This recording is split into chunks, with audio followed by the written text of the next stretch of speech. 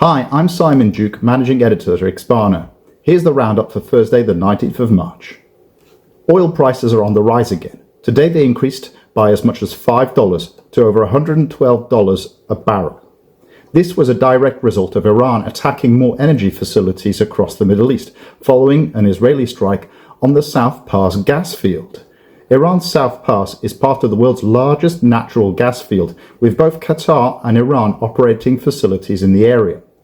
Now, both Qatar and the UAE had condemned the attack at the South Pars gas field, warning it threatened global energy security. This is seen as another major escalation in the war with the US and Israel. Iran has since struck Qatar's Ras Lafan, a city home to a refinery that Iranian state media has declared was a war target. Escalation in the Middle East, intended attacks on the region's oil infrastructure, and the death of Iranian leadership look increasingly like signs of prolonged disruption in oil supplies.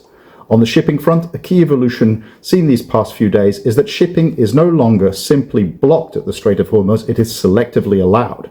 Iran is granting passage case by case based on political alignment. Countries like China, India, Pakistan, Turkey are more likely to attain access. However, Western-aligned vessels continue to be largely excluded. In other news, Expana's senior grains analyst, Andrew Kanyemba, has warned that higher fertilizer prices are narrowing options for the next crop cycle in Europe. The immediate risk is that some EU farmers may slightly reduce their application rates for the 2026 crop as they look to manage exposure to higher-priced inputs ahead of the 2027 harvest.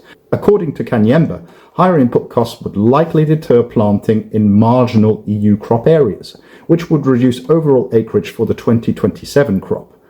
As we know, information from Iranian sources is difficult to get hold of, but we've managed to obtain some indications of what's happening in the domestic animal feed sector.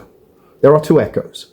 Firstly, the Iranian feed industry continues to operate at full capacity despite the war. That's according to Mahid Mohfav Gadiri, who is the head of the Iranian Feed Industry Association. He said that Iran has sufficient warehouse reserves to ensure an uninterrupted supply of corn and soybean to feed mills.